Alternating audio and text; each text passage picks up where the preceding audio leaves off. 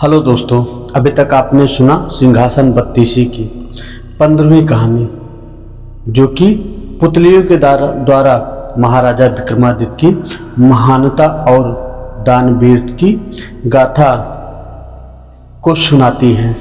तो ज़्यादा देर ना करते हुए बढ़ते हैं अगली पुतली की कहानी, जो कि सत्यवती राजा भोज को भी राजा विक्रम की कहानी सुनाने जा रही है।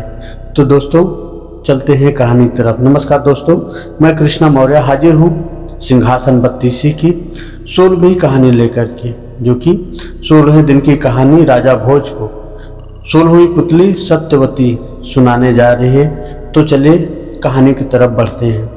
राजा विक्रमादित्य के शासनकाल में उज्जैन नगरी का यश चारों ओर फैला हुआ था।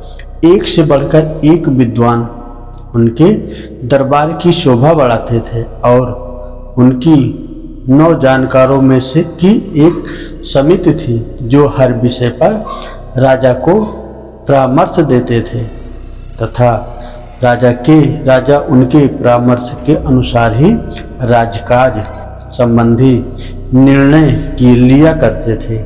एक बार ईश्वर पर बांस छिड़ी तो मृत्युलोक की भी बात चली। राजा को जब पता चला कि पाताल लोक के राजा शेषनाग का ऐश्वर्य देखने लायक है और उनके लोक में हर तरह की सुख सुविधाएं हैं, चूंकि वे भगवान विष्णु के खास सेवकों में से एक हैं, इसलिए उनका स्थान देवताओं के समकक्ष है। उनके दर्शन से मनुष्य का जीवन धन्य हो जाता है। विक्रमादित्य ने सशरीर पाताल लोक जाकर उनसे भेंट करने की ठान ली। उन्होंने दोनों बेतालों का स्मरण किया। जब वो उपस्थित हुए तो उन्होंने उनसे पाताल लोक में ले चलने को कहा। बेताल जब उन्हें पाताल लोक लाए तो उन्होंने पाताल लोक के बारे में दी गई सारी जानकारियां सही पाई। सारा लोक साफ सुथरा तथा सुनियोजित था। हीरे जवाहरात से पूरा लोक जगमगा रहा था। जब शेषनाग को खबर मिली कि मृत्यु लोक से कोई सशरीर आया है तो वो उनसे मिले।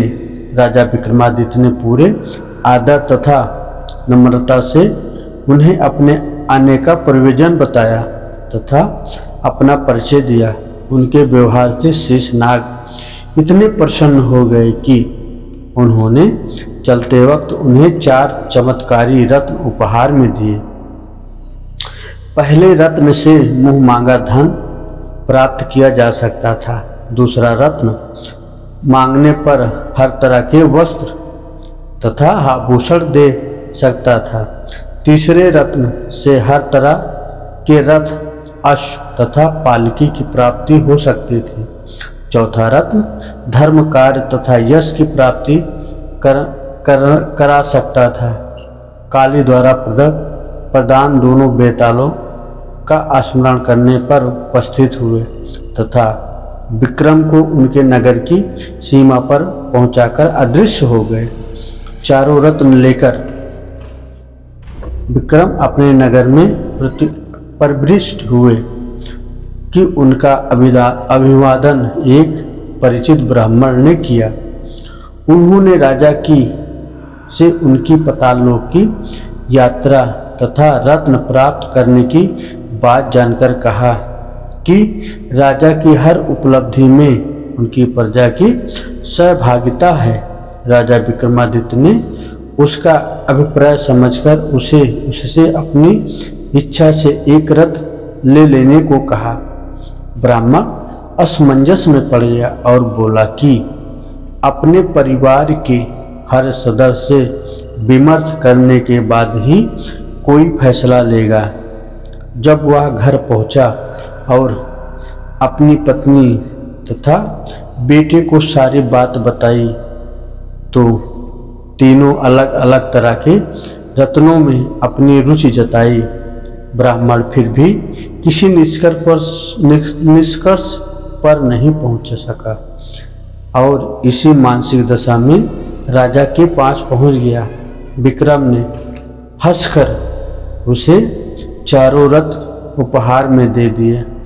पुतली बोली, राजा भोज, आपने सुना कि विक्रम ने अपने द्वारा पाए हुए चारों रत्न को बिना कुछ सोचे समझे ब्राह्मण को दान दे दिया। क्या आप में वो क्षमता है? आप ऐसा कर सकते हैं? अगर आप ऐसा कर सकते हैं तो आप सिंहासन पर बैठने के अधिकारी हैं। तो दोस्तों, अभी तक आपने सुना कि 16वीं पुतली सत्यवती ने राजा विक्रम की दान वीरता की कहानी सुनाई। तो दोस्तों, अगर आप हमारी कहानी यहाँ तक सुन चुके हैं तो आपका धन्यवाद। आप हमारे चैनल पर नए हैं तो आप हमारे चैनल को लाइक, सब्सक्राइब और अपने मित्रों को जरूर शेयर करें। जय श्री राधे राधे।